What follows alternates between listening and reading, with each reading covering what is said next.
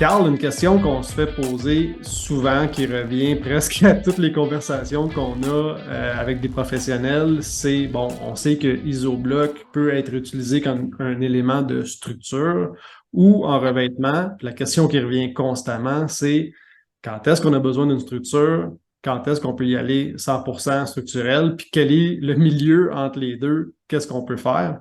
Fait que je suis curieux de t'entendre là-dessus. Bon, ce qu'il faut comprendre, c'est que l'isobloc s'applique à toutes les portions du code, que ce soit la partie neuve, petit bâtiment ou le restant. On va dire qu'il y a deux grandes catégories de bâtiments. Si on reste dans la partie neuve du code, l'isobloc peut être utilisé en structure sans problème. Ce qu'il faut comprendre, par contre, c'est que au niveau des charges de vent, le bloc est sensible. Donc, il faut venir reprendre ces charges de vent-là avec un contreventement, des colonnes d'acier, on va dire du braissage en bon québécois. Euh, au- ça peut être utilisé en structure sans problème. Il faut comprendre aussi que selon la règle du pouce, je ne préconise pas qu'on dépasse la hauteur de 16 pieds. Bon, naturellement, plus qu'on monte en hauteur, plus que les charges de vent sont importantes. Donc, avec les années, on essaie d'établir une certaine règle du pouce, ni plus ni moins, que 16 pieds, c'était une hauteur qui fonctionne d'emblée sur la grande majorité des bâtiments. Ouais. Bon, quelques exceptions s'appliquent naturellement, mais dans la règle générale, là, d'emblée, on peut commencer un concept en utilisant cette règle de base-là. Euh, pour ce qui est des bâtiments de plus grande envergure, naturellement, là, on va utiliser une structure de type conventionnel, une structure d'acier métallique, à même type que ce soit un bâtiment, bon, en tôle, en maçonnerie, peu importe la nature du bâtiment, parce que, bon, naturellement, il n'y a plus d'avantage à avoir des blocs à ce niveau-là. Au niveau structurel, il y aurait trop il y aurait trop de contraintes à savoir pour reprendre les efforts, les charges, même au niveau sismique. Toutes ces choses-là, ça devient plus complexe. Donc, on est aussi bien rendu là de l'utiliser seulement en revêtement, comme qui était approuvé d'ailleurs 2 heures au feu pour le revêtement. Euh, au niveau, bref, au niveau de l'utilisation, il faut comprendre que le produit, naturellement, comme toutes sortes de produits, a certaines limites. C'est là-dessus qu'on mise, à savoir pousser le produit à son potentiel maximum Ouais. pour chacune de ces barrières, on va dire, applicables, là, finalement. Ouais, c'est ça, exact. Puis en fait, un mur de, tu sais, en hauteur, on peut se dire qu'on peut aller confortablement jusqu'à 16 pieds de hauteur, euh, sans structure, freestyle, comme on peut dire. Si on met un deuxième étage, il y a un plancher qui vient comme barrer le mur, là, on peut aller un peu plus haut. Ah, ça, oui, ça, en effet, là, tu marques un bon point, Eric.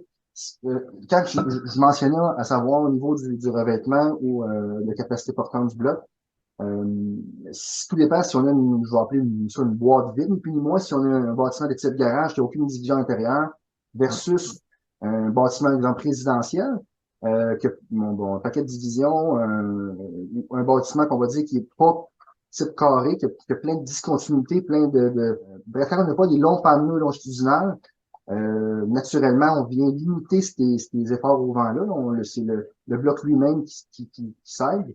Ouais. Euh, mais exact, le fait d'avoir un deuxième étage vient procurer cet effet de contreventement-là pour le bâtiment, ça vient le solidifier, là, à savoir, comme tu mentionnes, Eric, très bon point. Fait que ça veut dire que si on a un plancher entre les deux ou une mezzanine ou des trucs comme ça, là, on pourrait aller quoi à 2 étages, disons, sans Sans problème. structure, sans Exact. problème. Sans problème, Parce oui, que là, après exactement. ça, tu as le toit qui va venir rebarrer tout ça. Fait que tu vas avoir comme deux niveaux, si on veut, de contreventement. Tout l'assemblage, finalement, avec les fermes de toit, les divisions, bon, les contreventements de plancher, etc., tout ça vient faire une espèce de tout. Naturellement, lors de la construction, il faut prendre des précautions pour la stabilité des murs, mais une fois que le tout est complété, ça fait vraiment un amalgame de connexion que tous les efforts, finalement, se transfèrent de l'un et l'autre, ce qui permet, finalement, de sauver une structure onéreuse. Ça, c'est un très bon avantage du produit. Puis, d'où l'importance d'avoir un professionnel du bâtiment aussi qui participe au projet. Des fois, il y a des clients qui nous appellent, tu sais, puis disent, ouais, mais tu sais, la municipalité ne m'exige pas un plan d'ingénieur parce que mon bâtiment il est petit, puis tout ça. Mais nous autres, le conseil qu'on donne, c'est ayez tout le temps un professionnel qui signe vos plans. quelqu'un qui regarde le plan et qui vous dit oui, c'est correct ce que tu fais, même si c'est pas une obligation de la municipalité, ben, on sait jamais ce qui peut arriver. Puis les assurances, s'il arrivait un bris ou quelque chose, on ne souhaite pas de malheur, mais protégez-vous. Ayez un professionnel, un technologue, un architecte, un ingénieur qui regarde votre dossier, qui vient signer. C'est sûr que c'est un petit garage tout petit, il n'y a pas d'impact, mais si vous avez des doutes, impliquez un professionnel du bâtiment. Puis nous, Isobloc, on est là pour accompagner aussi. On est là pour fournir les données techniques à ces professionnels-là pour être sûr qu'ils connaissent. Puis ça, c'est un enjeu, Carl, honnêtement, c'est que Isobloc, ça a beau exister depuis plus de 30 ans, il y a beaucoup de professionnels qui ne le connaissent pas. Fait que, tu sais, on a été confrontés à ça, des ingénieurs qui voient Isobloc, ah, moi, je connais pas ça, puis j'ai pas le goût de travailler avec ça. Fait que, toi, comme, tu sais, t'es ingénieur, t'as étudié là-dedans, tu connais ça. Qu'est-ce que tu dirais à ces ingénieurs? Comment on devrait approcher les ingénieurs pour leur soumettre l'information puis qu'ils soient plus confortables de travailler avec le produit? Ben, en fait, Eric, j'aime le mot confortable que tu utilises à la fin. Il y a plusieurs façons de pratiquer, en fait. J'ai remarqué que bien souvent, certains de mes collègues ont une réticence à savoir qu'ils veulent toujours rester dans la zone de confort. C'est quand c'est inconnu, on n'aime pas ça approcher les choses, hein, c'est un petit peu ça qu'on dit. Comme d'habitude, Euh, faire steak, blé d'Inde, patate. Voilà. On n'a pas le goût de changer la recette. Ça, exact, mais ce que je veux dire, c'est que c'est bon aussi des fois de pimenter un petit peu la chose, hein. C'est bon de pimenter un petit peu la chose. Un peu Euh, de chili dans le pâté chinois. D'emblée, Isoblox, c'est quelque chose un produit qui est extrêmement simple. Naturellement, oui, les professionnels sont peut-être pas habitués, ils n'ont pas la main pour dire, bon, d'emblée, on va utiliser Isoblox. Tu sais, il n'y a pas comment dire, il y a pas de Des recettes magiques, là. exact. Tu sais, ces gens-là, naturellement, quand tu as une méthode de travail, tu fais tout le temps la même méthode sans te poser de questions. Est-ce que c'est bon, qu'est-ce que je fais? À vrai dire, est-ce que je pourrais améliorer ma méthode? Donc, je trouve que en ouvrant nos yeux, bon, en élargissant nos esprits, euh, bon, ben, on comprend que finalement, Zoblox, c'est très simple. Mm. Puis, bon, il y a pas, on réinvente pas la roue avec ça, là. C'est juste de prendre le produit puis l'amener à un autre niveau, suivant, bon, nos connaissances, suivant les besoins de chacun adaptés, parce que naturellement, chaque bâtiment, chaque projet a une nature intrinsèque bien particulière. On va dire qu'on commence presque à zéro à tous les projets. Ouais. Euh, c'est vraiment de l'adapter aux besoins du client, puis on va se le dire bien franchement, c'est pas toujours applicable Isobloc non plus. Des fois que non, il n'y a pas de valeur ajoutée, ça vaut pas la peine pour, pour ce type de qu'est-ce qu'on veut faire. Fait, il y a toute une réflexion, finalement, Eric, à apporter avec ça. Ouais. Je pense Chaque que projet est unique. Chaque projet doit être pris de la base puis dire, ben voici les particularités d'Isobloc par rapport à d'autres méthodes plus conventionnelles de construire. Est-ce que c'est le bon produit pour le projet? Des fois, c'est oui. Des fois, c'est non. C'est pas le produit, c'est pas le Saint Graal, là, la nouvelle affaire qui révolutionne oh, tous les projets. Puis bon, ça ça, dépend des besoins du bâtiment, des besoins du propriétaire. Nous autres, c'est l'approche qu'on veut avoir. Puis, en fait, on n'est pas là pour le pousser dans la gorge de personne. Si vous avez besoin de durabilité, vous avez besoin d'efficacité énergétique, est-ce qu'on a besoin d'avoir de la maçonnerie à l'intérieur? Est-ce qu'on a besoin, tu sais, fait qu'il y a plein de questions à se poser. Puis, exact, Isobloc n'est pas toujours le bon produit pour chaque projet. Puis ça, c'est important de le dire, là.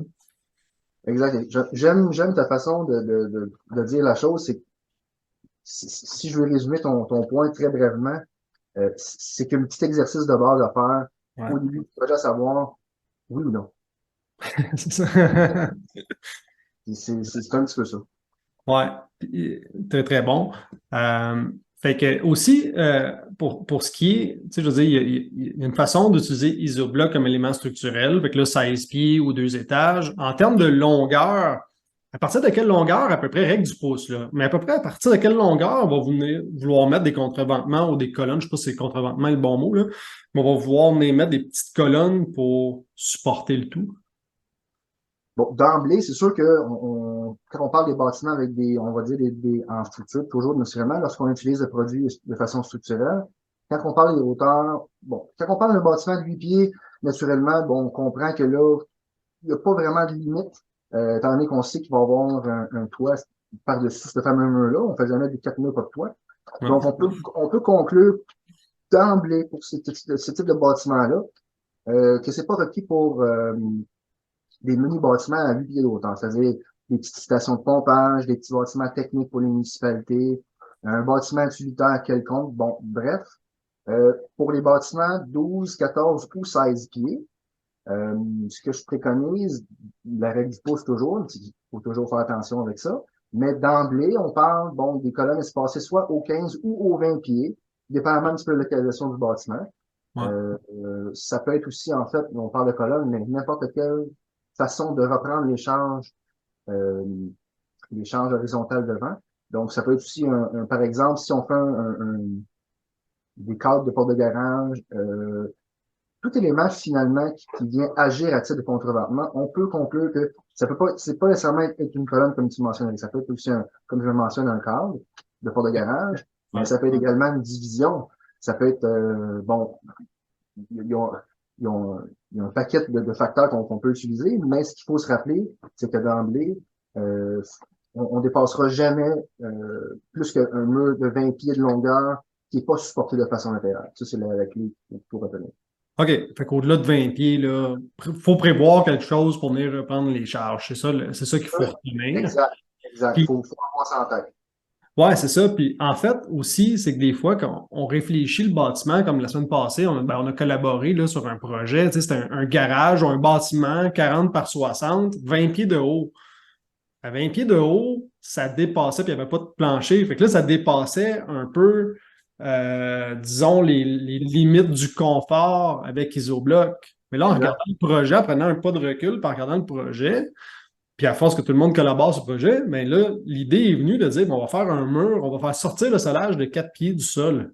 Fait que si on est protégé le bas du bâtiment, on va être dans un stationnement de toute façon, fait qu'il y a un risque au déneigement ou tout ça qu'on vienne abîmer le bas du mur. Isobloc est très durable, mais reste qu'avec un gros tracteur qui déneige, on peut venir abîmer. Fait que c'est quand même bon dans ce contexte-là. Chaque projet est unique, mais dans ce contexte-là, il y avait un avantage à avoir un mur de béton armé qui sort du sol, puis isobloc par-dessus. Fait que là, au lieu d'avoir 20 pieds, on tombe à 16 pieds. Des colonnes à l'intérieur pour venir supporter. À force de réfléchir au projet, puis avoir un ingénieur qui est ouvert d'esprit, puis qui est prêt à embarquer, à sortir un peu de sa zone de confort, puis aller avec le produit, ben dire, ben oui, comme tu le dis, Carl, Isobloc a plein d'avantages. Sa faiblesse, c'est les charges latérales ou les vents horizontaux, je ne sais pas trop comment tu appelles ça. Mais là, on est venu le supporter puis contrer la hauteur. Fait que chaque projet est unique. Puis ça, c'en est un exemple où on a pu venir aller chercher beaucoup d'avantages du produit, Exact. mais on a comblé ses faiblesses. Puis pour le client, ben, en coût de construction, c'est super, super bon. En Très bon. durabilité, puis lui, il voulait en isobloc, il l'a en isobloc pour ses raisons à lui. Voilà, un peu de Exact. réflexion. Le fait de c'est intéressant le point que tu apportes, Eric, parce que euh, en apportant des petites solutions simples, comme qu'on a élaboré pour ce projet-là, ce fameux petit muret de nain-là, ça vient encore là, on va dire en parenthèse, sauver la structure, sauver des Hum. importants coûts pour un certain client, que peut-être finalement qui n'aura pas eu le projet du tout. Donc, je trouve que ça, c'est des façons de travailler tout le monde de concert. Tu sais, il y a dans la vie, il y a des paquets des paquets de façons de faire. Bon, ici, je trouve on a vraiment optimisé le produit, à savoir, on a limité le global du projet, tout a été bien, on va dire, c'était du bon fine-tuning, finalement. C'est un petit peu ça Ouais, qu'on c'est ça. euh, Ouais. donc, on a profité pleinement des avantages, puis on a limité tout l'effet inconvénient, parce que naturellement, bon, je suis pas dans le secret des dieux, mais je pense que chaque produit a ses avantages et ses inconvénients. Ben Il y a oui, rien c'est de ça. parfait. Fait que dans ce cas-ci, de fait de limiter, tous les inconvénients de la chose, puis d'aller chercher, d'aller mettre de l'avant tous les avantages, c'est génial, c'est super. Exactement. Puis ce client particulier-là a eu des économies. De ce qu'il m'a dit, là, il va le calculer, c'est sûr, à la fin du projet, il va me revenir avec les chiffres exacts, là. Mais de ce qu'il a vu, son bâtiment il coûtait 20 à 25 moins cher que s'il l'avait fait en conventionnel avec de la tôle. Lui, il est en maçonnerie des deux bords. On parle C'est même pas de l'efficacité énergétique qui va l'avantage de la masse thermique du béton en dedans, les coûts d'énergie. Fait que juste en coût de construction, dans ce projet-là, dans d'autres projets, Isobloc peut être plus cher. Fait que, tu sais, tu sais, le prix au pied carré, c'est aussi quelque chose qui revient constamment. Dire, ouais, mais c'est combien au prix? Tu sais, ça dépend du projet. Une grosse usine de 500 pieds de long par 30 pieds de haut, les coûts de construction par rapport à un garage 40 par 60, c'est différent. Les enjeux sont différents, les options sont différentes, l'ingénierie est différente, tout est différent. Fait que dans ce cas-là, ça lui a coûté moins cher, good, puis ils ont bien meilleur bâtiment. Dans d'autres projets, le coût peut être plus haut, mais il y a quand même des avantages. Des fois, il n'y en a pas. Puis comme tu l'as dit tantôt, des fois, Isobloc est juste pas le bon produit pour le projet. C'est tout. le petit travail d'analyse s'impose, tu sais, le petit 5 minutes au début embryonnaire lors d'un projet, je trouve que ça, c'est un 5 minutes qui vaut la peine de réfléchir à savoir si c'est applicable ou non. Dans ce cas-ci, génial, c'est applicable, tout le monde gagne son compte à ce niveau-là, à savoir le client satisfait, a un meilleur bâtiment et en plus coûte moins cher. Fait que, écoute, Exactement. Puis tu me fais réfléchir, là, tu sais, les meilleurs projets, tu sais, depuis que je m'implique dans Isobloc, là, ce que je vois, c'est que les meilleurs projets, c'est ceux où Isobloc est impliqué dès le départ, où on est capable de réfléchir le bâtiment en utilisant toutes les capacités d'Isobloc. Quand on arrive à la fin de dire, hey, j'ai déjà tous mes plans, c'est fait en tôle, mais si on voulait le faire en Isobloc, ça coûterait combien? Là, c'est moins, on est moins bon dans ce temps-là parce que là, on vient remplacer une partie du bâtiment par un produit qui est Isobloc qui fait plein d'affaires. Fait que là, les avantages souvent sont moins là parce qu'on utilise juste un petit pourcentage de exact. toutes les capacités du produit. Oui, Fait que l'idée, c'est de dire le meilleur projet au monde, c'est quand on est capable d'impliquer Isobloc au début, de le réfléchir, puis de dire oui, continuons en Isobloc ou non, éliminons-le, mais au début, pas à la fin, quand les plans sont faits. c'est que faisons le concept du bâtiment, sachant les limites du produit. C'est un petit peu ça qu'on dit. Ouais, Adapté, tu sais, il y a des certaines formes qui se font pas, il y a certains types de dénivelés, des murs un petit peu particuliers, il y a des choses qui sont simplement pas en isobloc, par ouais, la nature du produit. Fait il y a une certaine réflexion à porter à savoir est-ce qu'on fait cette portion-là ou si le client tient mordicus à faire un tel concept, ben, est-ce qu'on peut euh, tendre avec le projet à savoir une telle portion du projet, on utilise d'autres sortes de matériaux pour ce petit besoin-là. Tu sais, ça peut être complémentaire aussi. Il y a ouais, on peut avoir une combinaison des deux, là. On a fait des projets où on a un premier 10 pieds en isobloc pour la durabilité, puis l'esthétisme, puis le reste en panneaux préfab en tôle parce qu'il y a moins de danger. Bon, on n'utilise pas toutes les capacités d'efficacité énergétique, mais on vient utiliser de la durabilité, on vient réduire les coûts de construction. Fait qu'il y a une combinaison à ça faire. peut être, ça peut être également, Eric, au niveau des façades. Plusieurs municipalités exigent d'avoir des façades en maçonnerie de plus en plus répandues. Ouais. Ça peut être utilisé à cet escient-là également. Tu sais, quand on se met à réfléchir, finalement, on voit que, ben, crème, il y a un bon potentiel d'application. Puis, Ouais. Les façades de sinon, rayonnement aussi. c'est non négligeable, exact. C'est ça, De exact. rayonnement, quand on est trop près d'un autre immeuble ou d'une ligne de l'eau, ben on doit être coupe-feu. Isobloc, là, la composition actuelle, là, ça fait ils font des murs de tôle avec une autre maçonnerie ou du coupe-feu en dedans, ça finit plus. Isobloc, one shot, on est durable, on est résistant au feu. Fait que le monde, il faut juste qu'ils le connaissent. C'est ça l'enjeu, c'est que le monde ne connaisse pas Isobloc. Il n'y a jamais eu tu sais, en 30 quelques années, il n'y a jamais vraiment eu de publicité ou de vidéos qui ont été faites pour expliquer le produit. Fait que c'est normal que les gens ne le connaissent pas tous, là, right? D'autres J'entends choses qu'on souvent, devrait discuter autour de la structure, c'est des éléments que tu penses qui sont importants de souligner? En fait, c'est plus pour faire un petit commentaire. J'entends souvent, ça me reflète à mes oreilles bien souvent, euh, avoir su, ah, crème, j'aurais pu faire ça.